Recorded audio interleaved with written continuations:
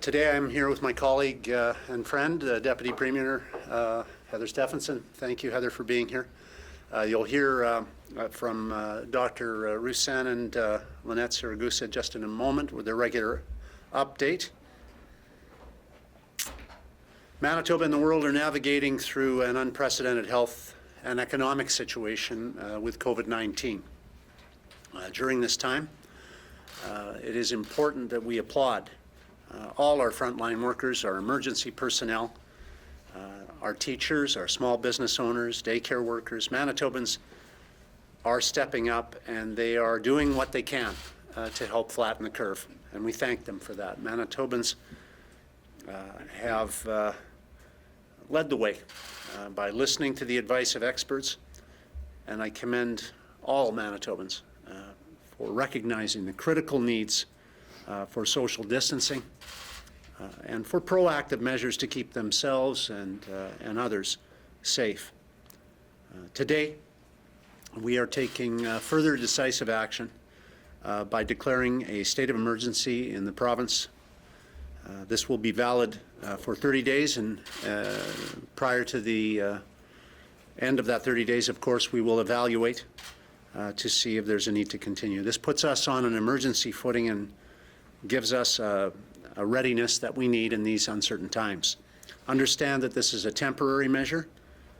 Understand that we do not enter into this lightly, but this is part of our need to respond to ensure that we can continue to assist Manitobans in doing our part to protect the well-being of all of us here and all Canadians and global citizens. We respect the rights and freedoms of our citizens. We have stood above throughout our history in protecting the rights and freedoms of others. Recently, of course, we have stood out and up on behalf of the rights of people who we feel have their rights threatened in another Canadian province by legislation that's been put forward there. And so we respect rights. However, we must continue to use every tool we have in our possible availability to flatten the curve here and to do our part to protect all Manitobans. The measures that we're taking today will enshrine, quite frankly, what has already been happening in Manitoba. We have not had reports of people violating the advice that Dr. Roussan and others have been giving. And so I want to say clearly that my promise and our government's promise to Manitobans is that these measures will end as soon as possible and will only be used if absolutely required. These measures provided under the Emergency Measures Act will allow us to react more quickly on a broad range of supportive actions that we can take to reduce the spread of COVID-19. We do not intend to implement the full intent of the Act in its initial application, but we need to make sure that we have measures in place to allow us to take responsive actions to protect the health and well-being of all Manitobans. We're hoping for the best, in other words, but we're preparing for something less than that as a possibility. We make this declaration today to ensure that the 50-person gathering limit is respected, as it has been, by all Manitobans. Social distancing is critical to flattening the curve, but it does not mean that we should be cutting ourselves off from the support systems around us. In other words, social distancing does not mean social isolation. Let's be very clear here. We're in this together. We need one another. Pick up the phone and call a friend, a family member, a neighbor. They might need assistance from you. They might just need to hear your voice. This is a time to support each other, to support our friends, our families, our communities. Pick up groceries, shovel walkways, donate blood. The response to that request has been impressive, and we ask Manitobans to continue to respond by donating blood. Also volunteering, something we're proud of here in Manitoba that we do lead the country in doing. Looking after the children of those who continue to work on the front lines. This situation is changing rapidly. Enacting a state of emergency is a one way to give us further ability to be nimble and to support Manitobans, but there are many other ways, and I ask Manitobans to think of ways they can assist. We have a long history of dealing with challenges in our province. Whether it's blizzards in the winter or floods in the spring or drought in the summer, we've always risen to the challenge of stepping up and helping each other out. And our province is strong and it is resilient because of these things. We've taken steps over our time as Manitoba's government to better manage the affairs of our province and to be more resilient and to be more ready for situations such as this, situations that are difficult to predict but that occur in our province. Must be prepared for, and we have done that.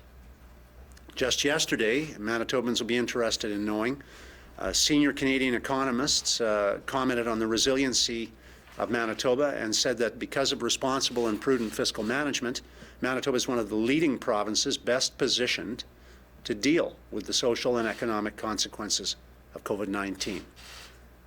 And that should give Manitobans a greater sense of confidence and assurance going forward that we are going to be the home of hope not only for the past 150 years, but going forward as well. I know that we're traversing some difficult and uncertain times. I want every Manitoban, and our government, my colleagues, want every Manitoban to know how proud we are of Manitobans for stepping up, for working together, for helping their neighbors, and for taking every precaution and step necessary to help themselves and one another overcome these times together. But right now, what I'd also like to do is ask my colleague to share with you a really positive step that we're taking to help reduce the fear that some parents might have during this time. So I'll ask Heather if you could share with our members of the media and through them Manitobans your announcement today. Thank you, Premier, and good morning, everyone. Our government is continuing to take unprecedented steps in response to respond to COVID-19 in every sector across all government departments. Based on the advice of the Chief Provincial Public Health Officer, licensed childcare centres are suspending services at the end of the day and for the next 3 weeks. During this uncertain and challenging time, we need Manitobans to rise to the challenge. We encourage you all to reach out to your friends, your neighbours, and your family members to help care for our children during this time. We are all in this together. Our government also made a commitment to you that we would develop a plan to ensure childcare is available for healthcare workers who need help so they can help fight this pandemic. Today, we are announcing the details of our plan. We are providing more than $27 million to give our frontline healthcare workers the help that they need.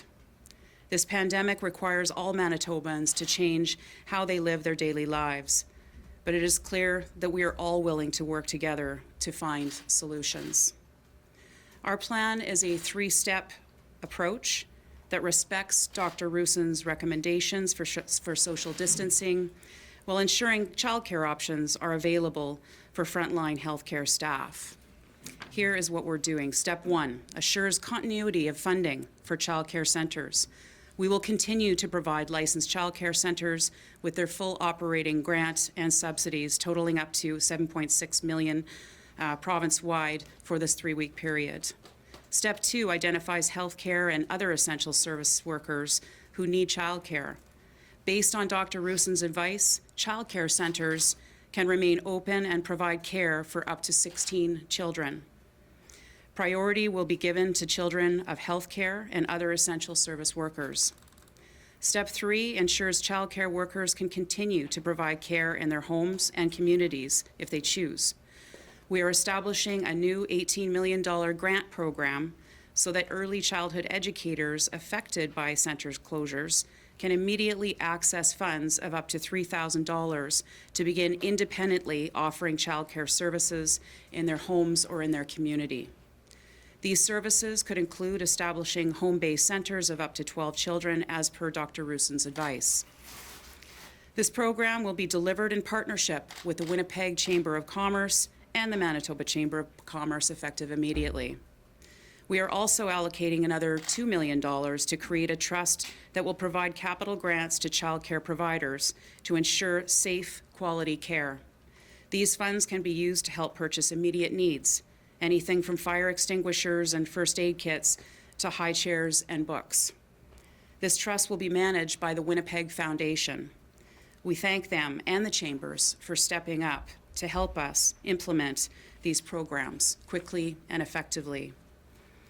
I also want to make it clear for parents that we will be encouraging all childcare centers to reimburse you for any childcare services that you have prepaid for and not continue charging you for services that you can no longer access.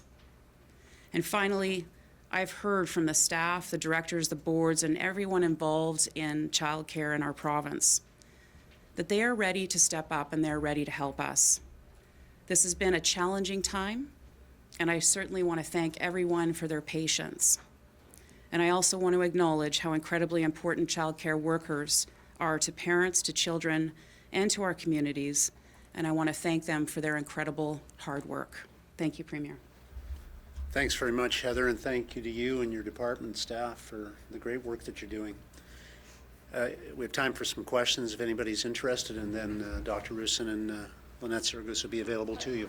By declaring a state of emergency, what extra powers does this give you to be able to do now? And you said there's certain things that you guys aren't intending to use in the act as well. Yeah, what this puts us on an emergency footing, essentially. It doesn't mean that we have to enact every aspect of what the powers entail. Dr. Roussin will be able to give you more detail on the process of how this comes to be. I would just say this, it's a declaration under the Emergency Measures Act. We haven't done this before in Manitoba, apart from allowing mutual aid agreements, and a number of you have covered stories as recently as last fall, actually, with respect to the the ice storm. Mutual aid agreements with municipalities, sometimes with other provinces and states as well, for things like winter storms, floods, wildfire situations. So this is the first time in recent history that we're aware of a ministerial order being issued as a result of calling a state of emergency. Initially, we are doing this to ensure that we're able to act readily in the public interest to ensure public safety as events require. So this is to prepare us, to put us on that footing so that we're able to react and be nimble, if I can put it that way. Again, I just emphasize that this is not something we take lightly. We respect the individual rights and freedoms of all our citizens, always will. But and they've been responding really, really well. Manitobans have been doing what I believe Manitobans do so well, pulling together, stepping up, doing the right thing. And I will, if I could, I'll add this. We now have the mandate through law to be able to ensure the 50-person gathering. But I would ask Manitobans to participate. The best defense we have isn't just a government officer going and trying to stop a restaurant from. The best defense is if you come across a situation, and I encourage Manitobans this, you come across a situation where people are not observing the social distancing rules, I'd like you to go on the internet and tell everybody not to shop there. Don't go there. Don't honor that kind of behavior. In fact, it's a dishonor. It's unsafe, and I would encourage Manitobans to be defenders of the safety of all of us. This is not asking people so much to take the law into their own hands as to use common sense and to assist each other in protecting all of us. What does that allow you to do? You said it's a mandate that allows you to now ensure there's no 50-person or more gatherings. In what way you can physically go in and shut them down now? This allows you that order? A variety of what some would call draconian measures that will be necessary only if people are doing something they have not been doing. Up till now, we've had great cooperation. I'll just say, aujourd'hui, nous prenons d'actions décisives, nous déclarons un état d'urgence dans la province de Manitoba, qu'il s'agisse des tempêtes de neige, des inondations au printemps ou sécheresse d'été, les Manitobans toujours relèvent les défis. Will law enforcement be directed to shut places down that don't observe this rule? I'll let Dr. Roussin get into the actual applications, and I will apologize in advance for not having all the answers, because this is an historic thing. You know, we haven't done this ever before, but I believe Dr. Roussin will have some answers for you and some more specifics than I can give you right now. Minister Stuckington, as far as childcare goes, obviously home-based providers previously had been allowed to have 8 children. Moving this to 12 children for home-based providers. Is there no concern for safety here? Obviously, No, Actually, there are existing home-based childcare facilities that do have 12. So this is based on the existing rules and regulations out there.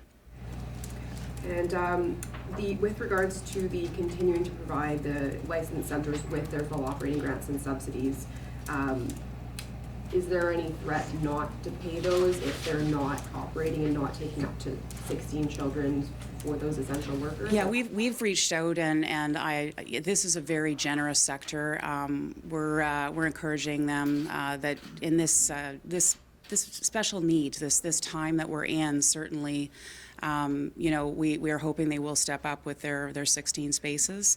I'm confident that the sector will step up and help out in this, but that funding will continue to flow.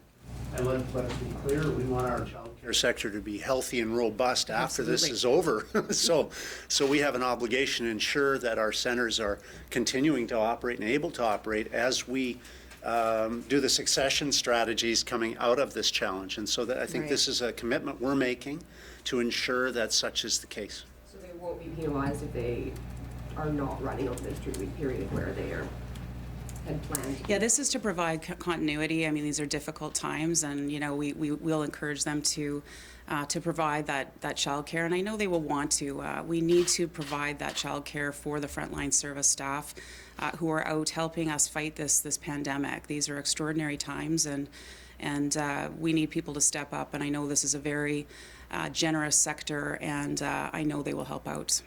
Why not jump this to less than 50 people? I know we've seen in some jurisdictions them going to say we want gatherings of less than 10, going that extra step further. Sure. Is there, I know we've been saying less than 50 for a couple days now, and people seem to be abiding by it for the most part, but why not take it that one extra step? It's a great question, and I think it's one that highlights sort of the challenges we face right now. We want to, I'll use a sports analogy here and just say, hurry up and then take our time.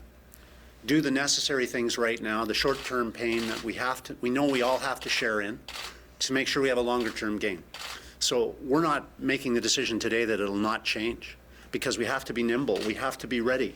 But we think we're taking the right steps based on science, and Dr. Roussin is the more qualified person to speak to this. You know what kind of enforcement this would be? I know in Ontario, Premier Ford was saying people could be fined $25,000 a day if they don't close shop. No, the penalties are onerous, and they're there for a reason.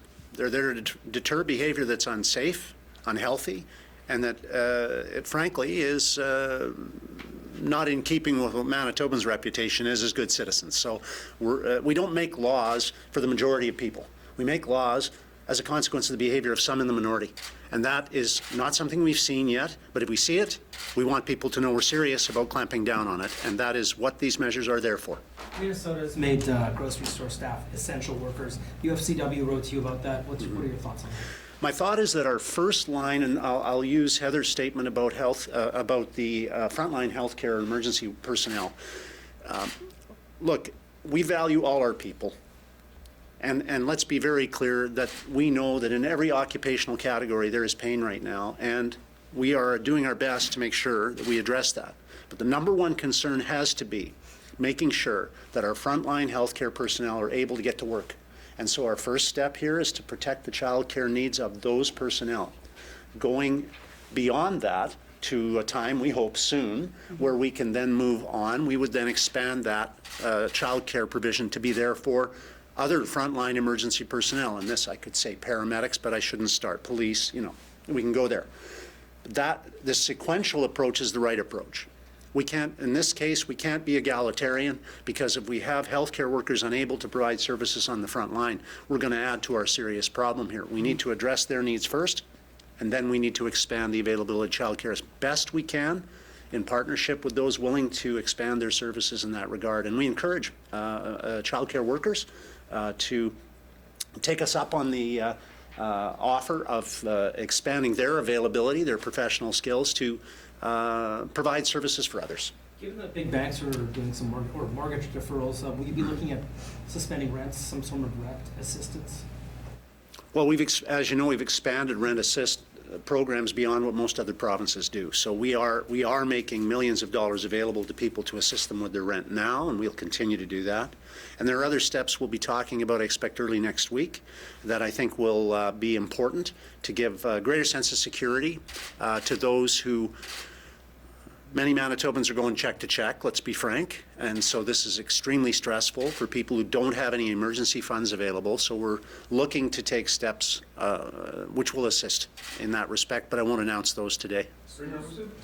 Concerning to see doctors from this province traveling to Curling Bonspiel when all sorts of different restrictions and stuff like that? It's the first I've heard of it. We have travel advisories out nationally. I would hope that people would respect them and make sure that they abide by them. But I can't speak to this individual case because you just made me aware of it. I must admit, as a curling fan myself, I share the sadness of all of us that we aren't going to be able to see the World Championships with Manitoba teams participating. That's sad, but the fact is that we have to do the right thing for all of us right now, and this is the right thing to do, is to stay closer to home, avoid any unnecessary travel, and so that's what we encourage all Manitobans to do. So the schools are going to be closed for 3 weeks now. Is there any thought about, given what's happening in different jurisdictions, them not coming back at all for the rest of the school year? And if so, what happens to grade 12 credits? Yeah, it's a great hypothetical question, and it is just that. Others have, we're thinking about all eventualities. I would just say we're taking all the necessary steps that we can to address short-term needs while also giving serious consideration to mid- and long-term needs. And I think that's a characteristic of this government that most would acknowledge. We have been taking a view from the time we were first elected, not just to deal with the short-term issues, but to strengthen ourselves to be able to deal with the mid- and longer-term issues. I have heard speculation from spokespeople, for example, in Alberta, about not reopening schools. I'll just simply repeat the adage, we're hoping for the best, and we have to also prepare for something less than that as well. So we are going to deal nimbly, with agility, with the circumstances that we face, and we are already in discussion at both at the ministerial forum level and across departments on how to be proactive in dealing with other issues that may emerge. And this is critically important that we don't get, well, the adage about alligators.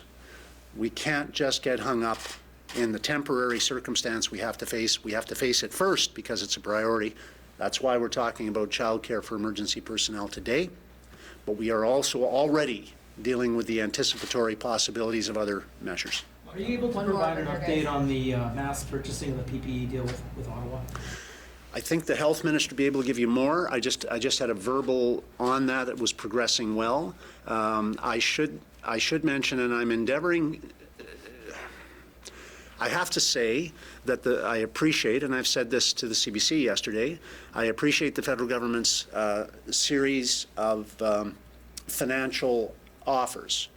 But I must say, the health care issue remains. And if it wasn't apparent to Canadians before of the need to strengthen the partnership and re-establish the partnership between the federal government and provinces on supporting and funding health care, it is very apparent now. And the federal government's offer of financial support, though appreciated on health care, is tiny. Our share of that envelope will not pay for 1/2 of the masks and protective equipment that we have had to order to deal with this issue, let alone all the other additional costs of providing health care for COVID, let alone all the other additional accelerating costs of an aging population. So I put this marker down now. Thank you. Thank you to the federal government for their variety of programs they've announced. We appreciate it. But let's get to the table as soon as possible and reestablish some confidence in our partnerships around funding health care for the country of Canada. That needs to be done, and it needed to be done a long time ago. Mr. Premier, does this open up the step to closing down everything but essential services?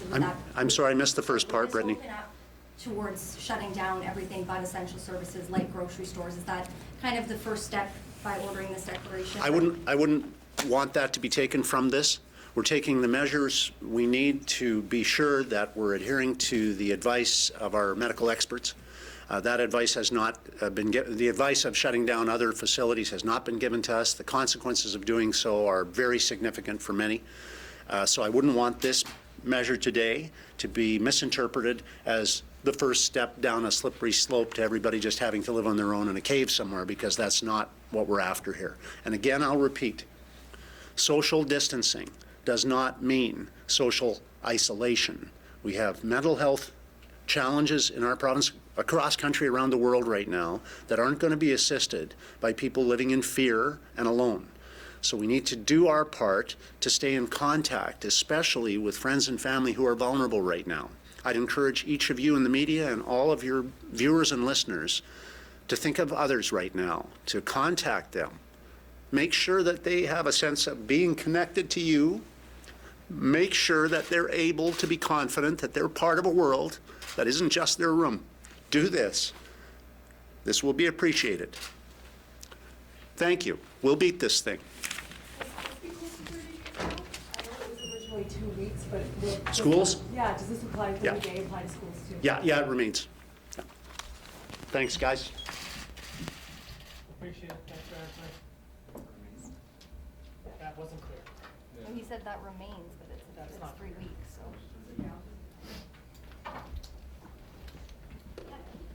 Is it possible to get what the fine would be if they choose to go to finding an organization that doesn't abide by the guidelines?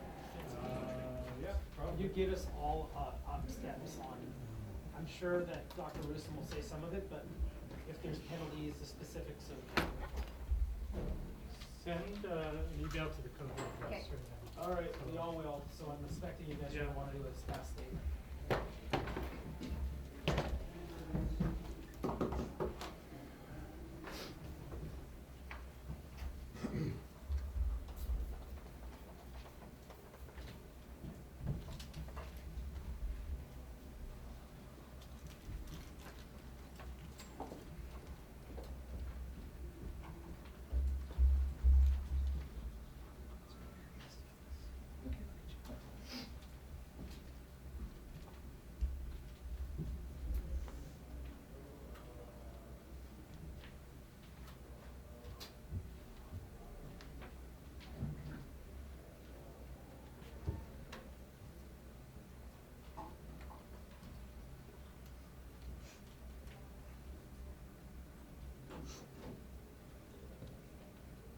Are we still broadcasting live right now?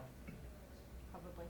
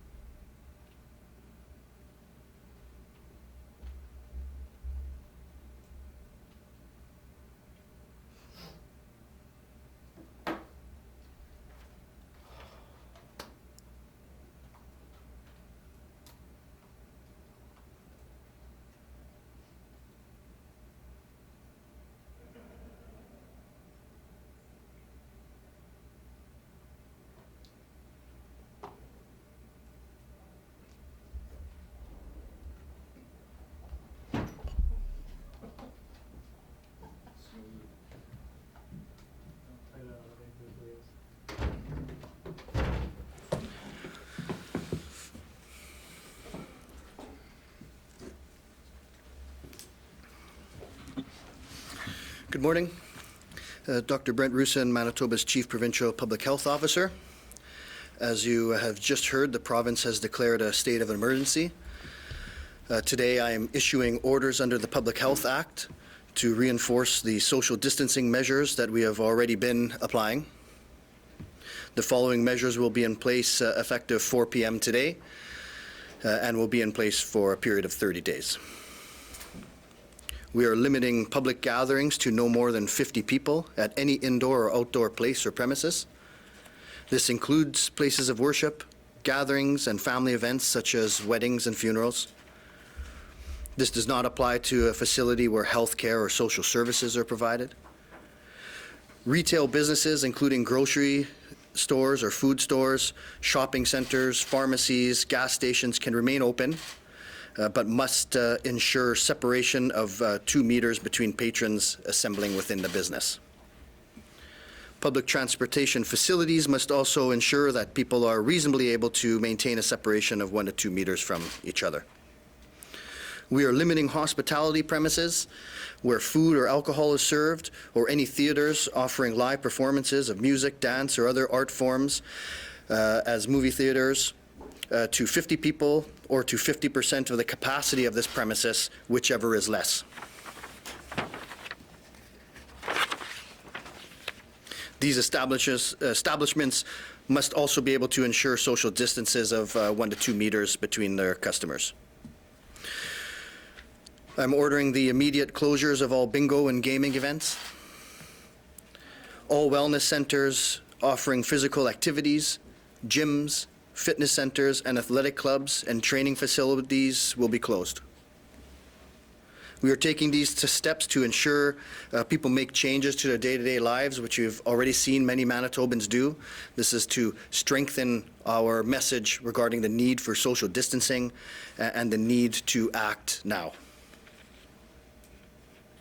With these orders in place, Manitobans have a clearer message on the roles that they can play to protect themselves, the people around them, and our communities. The total number of lab-confirmed positive and presumptive positive cases in Manitoba remains at 17 at this time. Public health investigations remain ongoing on many of these. Of the 17 cases, we know of 1 individual who remains hospitalized in stable condition.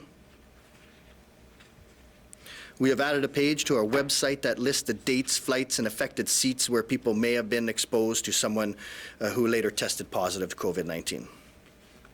This information will be updated regularly as we receive more information. To date, more than 3,354 tests have been performed for COVID-19 at the Chatham Provincial Lab. Pharmacists are being required to limit the number and quantity of prescription drugs being dispensed. This is being done to ensure continued supply and prevent the stockpiling of prescription medications. Only a 1-month supply will be provided at this time. This applies to all prescriptions regardless of whether the patient pays or has a private or public drug plan or pays for that prescription.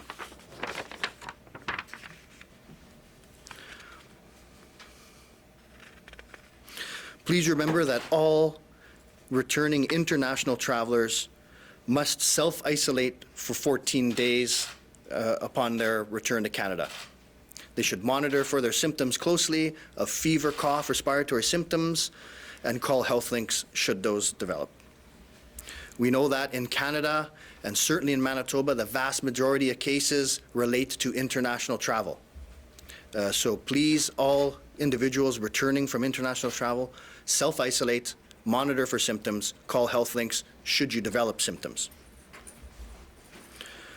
On that note, we'll talk about testing again. It should be clear that people without symptoms do not need to attend for testing. People without symptoms should not be swabbed for COVID-19 by healthcare providers. There is a strain nationwide on lab testing. We want to ensure the right individuals are being tested, and that's only in Manitoba currently returning international travelers within the last 14 days who have symptoms of respiratory illness. And then, of course, individuals who have been notified that they are close contacts to a COVID-19 case and who develop symptoms. People without symptoms do not need to be tested.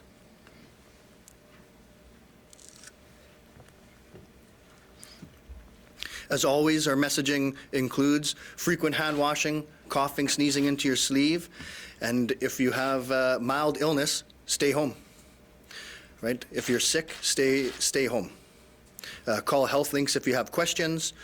Call your healthcare provider if you have questions. But if you're sick, please stay home.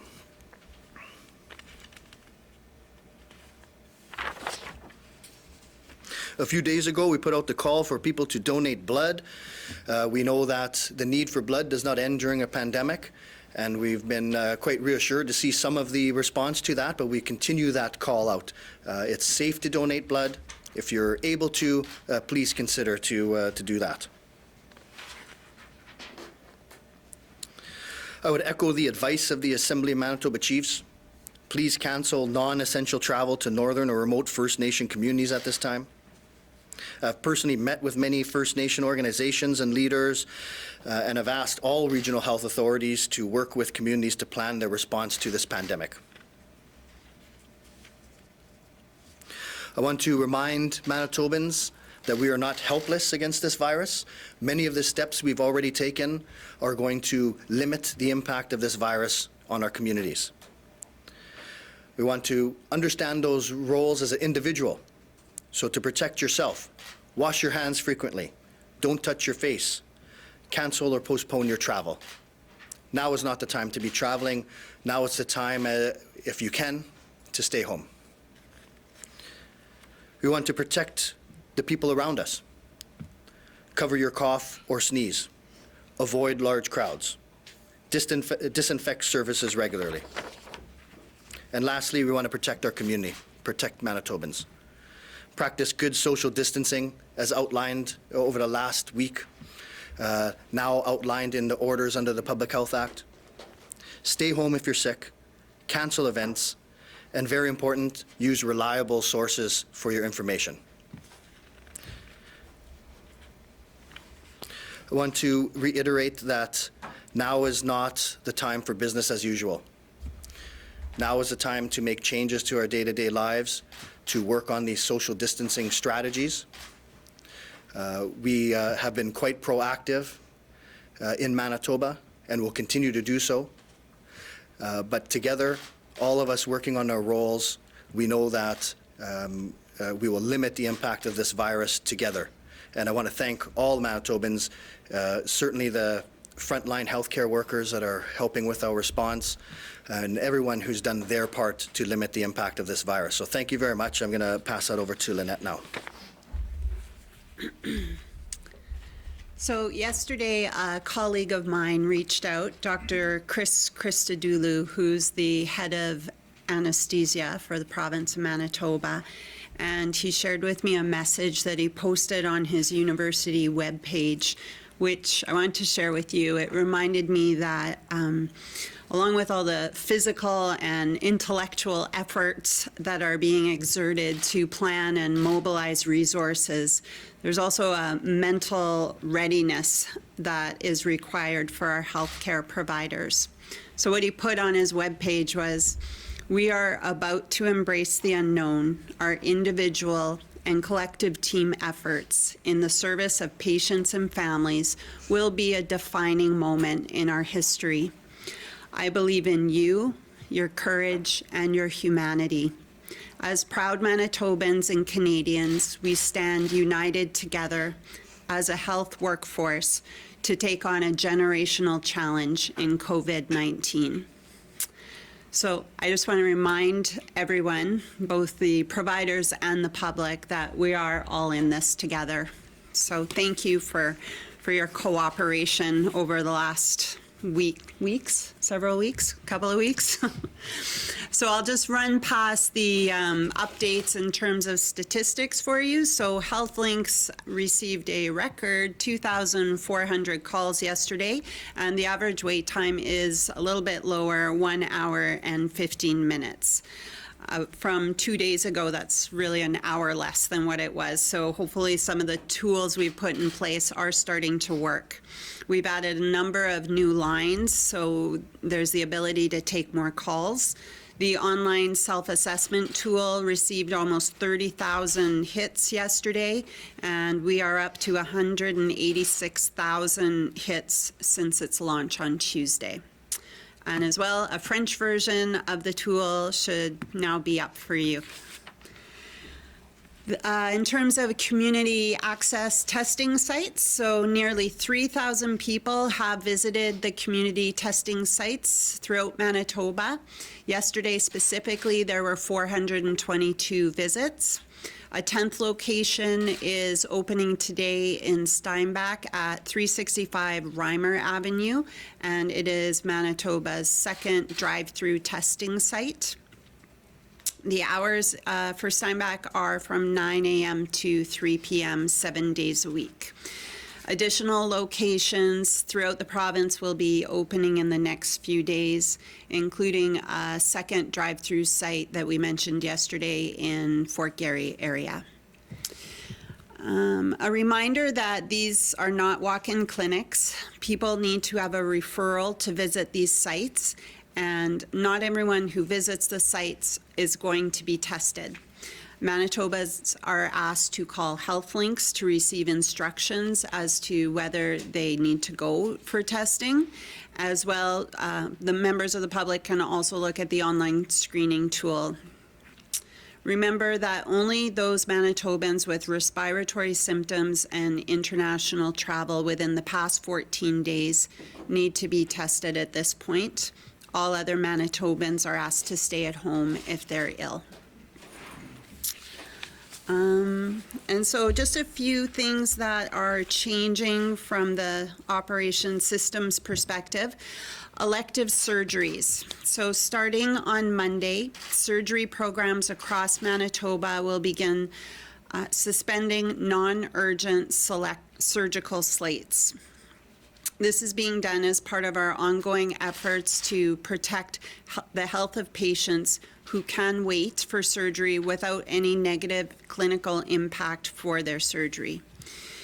Making this move will allow us to allocate more resources to our response for COVID-19. It will also reduce the risk of exposure to COVID-19 for patients who can safely wait. Hospitals across the province will continue to see scheduled surgeries in a number of essential and time-sensitive areas, including cancer and trauma, some select vascular and cardiac procedures.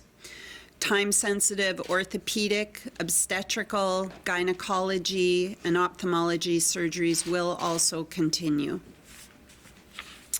Surgical leadership within each health region are assessing all scheduled surgeries to determine what can safely wait. Patients will be contacted directly, likely starting this afternoon, if their surgical procedures will be affected.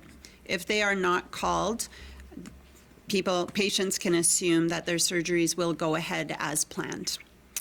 We will reschedule all postponed surgeries when the demand of COVID-19 have passed. Another change that will be happening within the health system, Childcare Manitoba. For the next 4 weeks, Childcare Manitoba will consolidate 2 cancer clinics to offer services out of 1 location.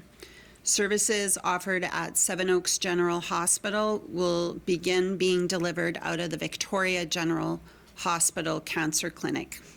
Affected patients will be contacted by their clinical team and provided with additional information. And visitor restrictions at all Manitoba hospitals facilities were suspended yesterday afternoon. We have received an outpouring of support for these from organizations and individuals. Sorry, got my notes mixed up here. I want to remind with the restrictions for the facilities, they are no visitors except in pediatrics, Cancer Care Manitoba will review on a case-by-case basis. In all situations, we will consider the individual situation and the circumstances that go around with that. And then just in answering a question that came out yesterday about how the community can support one another right now during this outbreak. We have had a lot of people offer support, and we've set up a website, community@sharedhealthmb.ca, where COVID-19 related contributions will be brought together and organized. We can help direct where the greatest need is for donations within the communities. So I think that is it for me. I'm sure you have lots of questions, so we'll open it up. 4 p.m. today. We sat here with you yesterday and you weren't ready to make a declaration like this yet, even though we were seeing it in other provinces. What was the determining factor to say now's the time? Well, it was on the table at that time. We were discussing it, and certainly the decision was to not so much as anything has changed here in Manitoba, but just the dynamics around us in the U.S. and other jurisdictions in Canada. We wanted to remain to be ahead of this, and so that's why we decided to initiate this now. How will it be enforced? Yeah, so certainly the Public Health Act makes it an offense to contravene any order given, and there are methods to enforce it. We enforce other orders through public health inspectors, even peace officers is a possibility. Are we going to be having people actively searching this out, or are you going to rely on public, like the Premier said, naming and shaming people to say, you know, it's unacceptable? Because I know as media organizations, we're getting it daily from people sending us emails and pictures of businesses or people who aren't abiding by what you guys are very sternly asking them to. Right, so as almost always, Manitobans will follow our advice, and we see that just giving the advice last week. We see many organizations, many individuals following suit. Now having it an order under an act, we expect even more people to comply with that. And if we have reports of individuals or organizations that are putting the health of the public at risk, then we have abilities to enforce that. What does that enforcement look like? Well, it's provided under the Act. The Act makes it an offence to contravene any order, and so it can be fines or even a term of imprisonment under the Act. Will municipal law enforcement be engaged for this purpose? It's possible. Right now we are putting this order out. We'll have to see what kind of response we get. We typically have things under these Act, enforced or inspected by our public health inspectors, which we will look at. The Act allows for certain orders to be involved with peace officers, but we would certainly engage with them before we went down that alley. What is the fine if somebody doesn't abide by this and is enforced? Well, for an individual, it gives a range. So the fine is not to exceed $50,000 and a term of imprisonment not to exceed 6 months. But that's in an act in general. And that could be for a business as well, or would that be higher for a business? For a corporation, it's not to exceed $500,000. So this essentially gives teeth to any directives or to any guidelines you issue. Correct. The orders that I issued today, as outlined there, they are orders under the Act, and it's an offense to contravene them. Will schools be open closed for 2 weeks, or is it 30 days now?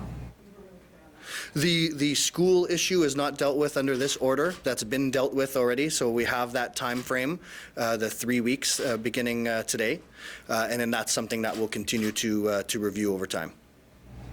Are you surprised that it hasn't gone up from 17 now? We've sat here a couple days and we got that extra I believe it was 2 evenings ago. And I think a lot of people, given the nature of how much more testing is being done, expected that we would start seeing a quicker rise. No, I'm not surprised by that. I wouldn't make anything of the day-to-day variability. We expect that very early on. Are all 17 for sure linked to travel? The one that I mentioned in the past, there's still information coming in regarding that one. So right now it is not linked to travel. Does that make you think more that it's towards community transmission? There's a number of factors with this case that doesn't make me want to go that way right now to say this is community-based transmission, but we are looking at that. Lynette, how many resources will be freed up by canceling these non-essential resources? Do you know? Well, we're going to take a gradual approach right now, and so with every OR slate that's closed, it does free up quite a few nurses, an anesthesiologist, and a surgeon to redeploy to a different area. So it kind of, we'll have to look in the totality of how many are being canceled at different sites. So there might be 2 here, 3 there. So it'll be significant, and there's the opportunity to span that up as well. What do we know about smoking and vaping and the outcomes of COVID-19? I don't know if there's a lot of specifics out there. Those are things that we would strongly recommend against, period, for health. And so that's the general message with or without COVID-19, is to find ways to reduce or eliminate those actions. Manitoba Nurses Union today raised concerns about health workers who have traveled. There's an exception for those workers who may be called into work without isolating for 14 days.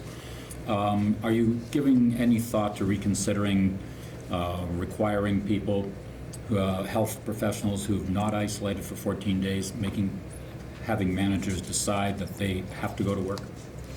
Well, we're always reconsidering all of these things depending on the how. Stop this. Right. Yeah. So all these are the balance, right? So it's so with the daycares, the call to end childcare, for some that seems very obvious until we know the impact it has on our front care providers. It seems very obvious to say everyone has to self-isolate for 14 days until some essential service has to be stopped because of it. So nurses infect other nurses because they didn't self-isolate. Well, it's not just a blanket return to work, right? It's people would take extra precautions. There'll be a risk assessment based on the travel and their contacts. They would have to self-monitor their symptoms very closely, daily, twice daily, and would be required to wear a mask while at work in the incubation period. So there's conditions on anybody, a nurse, let's say, who is traveling abroad, who's come back, who's called into work before their 14 days are up. You're saying that all these other conditions on their work. Exactly, and they still require to be assessed by occupational health and safety to do a risk assessment, and then if they're deemed to be able to come back as an essential worker, those extra precautions need to be taken. Lynette, you said there were more lines added to health links. How many are we up to now? I didn't get the number. I think that's 104 overall have been added, but they've been, with the screening tool, I think it's taken some pressure off of it. And they've been also the IVR, the interactive voice recording, has been on and off. It's not quite stable yet, but I think it's been helpful as well. How many people are we seeing presenting that are not having that recommendation to go there? Are health links and our drive-thrus now being inundated with people showing up that shouldn't be? No, actually, I think people are hearing the message. The numbers went down a little bit in Winnipeg at the access centers. So, it's in the hundreds for sure, the people who come, but I don't think it equates to the same number of testing. So the proper screening is being done, and as people can identify, should they be screened, do they fit that criteria, it can save them a drive unnecessarily if they can get the direction they need. How strained are we? I know you talked about there being a strain on the system nationally. How much of a strain are we under right here? With lab testing? Yeah. Yep. So there's a short-term strain right now that has been dealt with some more capacity even today. And we're looking at, by hopefully next week, back onto our previous capacity. Capacity of people that are able to conduct the test or to actually? This is specific to the running of the test at the lab. A quick question on community transmission. We're getting questions about it. Someone kind of called Health Links because they developed symptoms of COVID-19. They've been in contact with someone who traveled internationally recently and did not self-isolate. whether or not that person had the virus is kind of, they didn't know. So they called HealthLinks, and HealthLinks said you should go get screened, but when they got there, they were turned away because they themselves didn't meet the criteria. What is your reaction to that? At this point right now, we are looking more at the highest risk individuals, because we need to maintain the ability to find those. So we know that the vast majority of our cases are linked to travel. So that's where we need to focus right now. When we open it up to contacts of somebody who may have traveled, who may have been symptoms but weren't confirmed cases, we're going to lose our ability to test the appropriate people. Could the lab be expanded?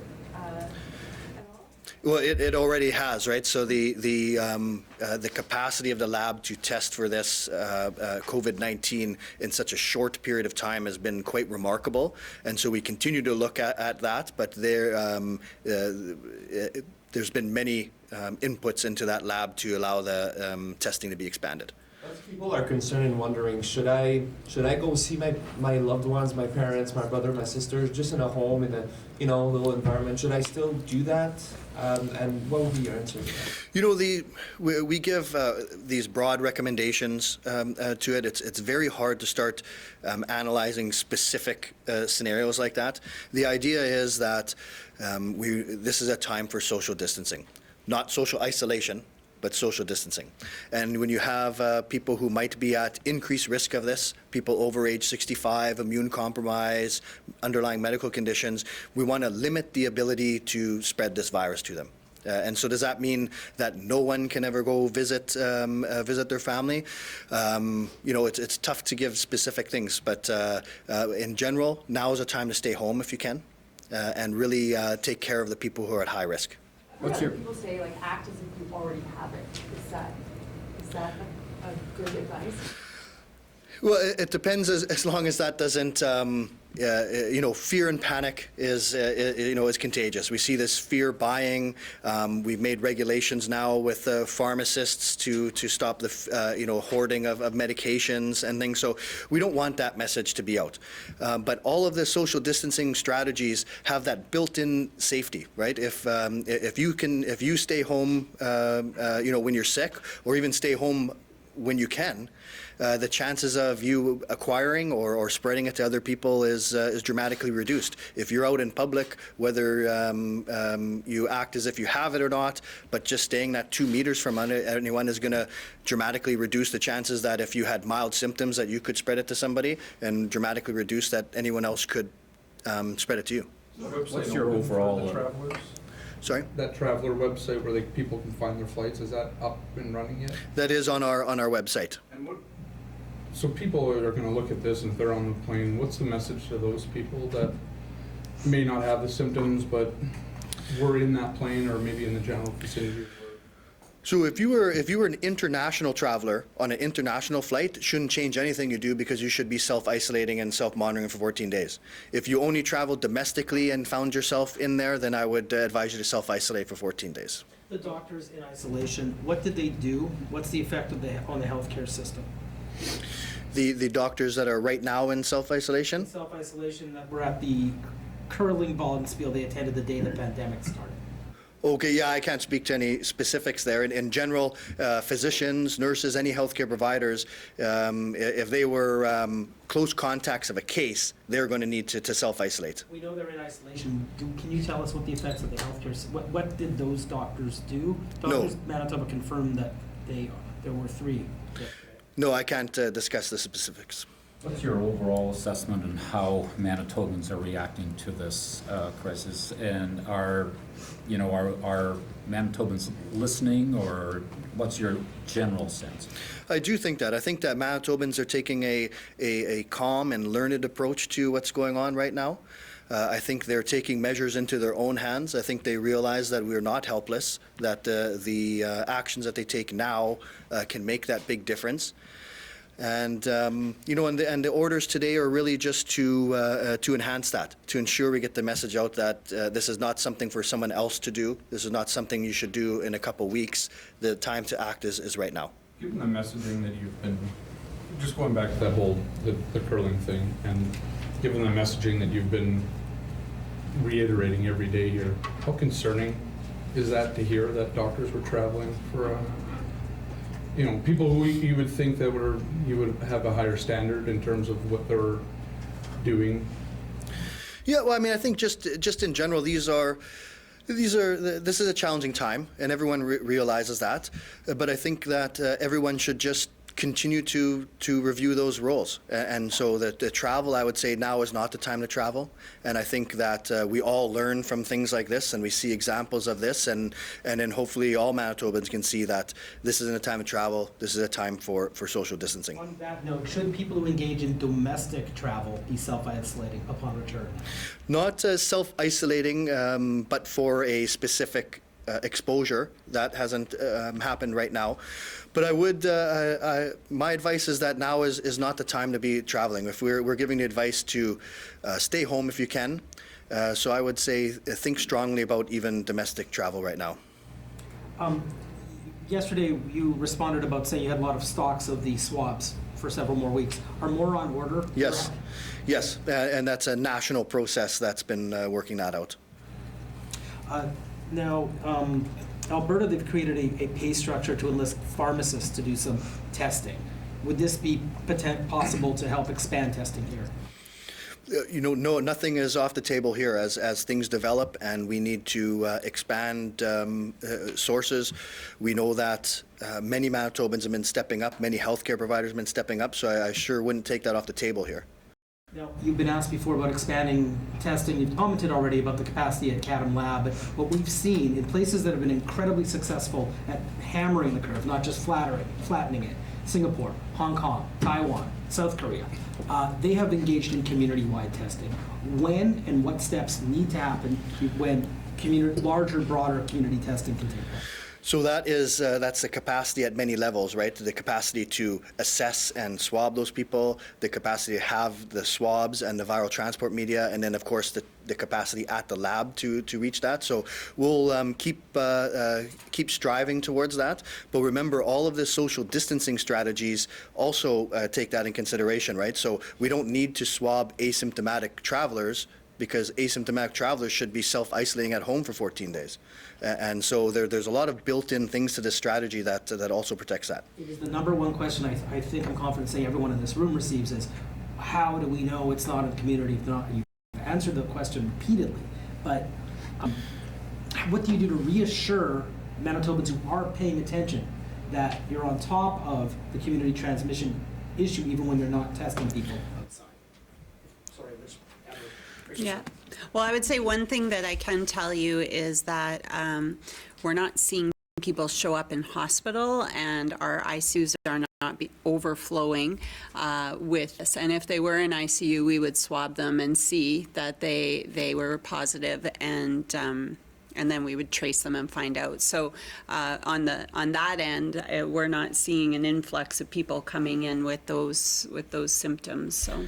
And then I would note is the one case that we're still trying to link travel to shows that, well, we are testing some people that without direct travel history. So we do have methods of picking up some community transmission. In that case, is it still the thought that there is travel involved in it, or have you moved past that? Yeah, well, we've actually, there's still ongoing investigations on there, and so I'm not calling that a community-based transmission, certainly not sustained community-based transmission. So we're still looking at that particular I asked case. yesterday why it's taken so long. I'll ask it again today. Why is it this one so different than So the important things are the things that didn't take long is to identify the case, to isolate the case, and to identify close contacts and isolate them. So that didn't take long.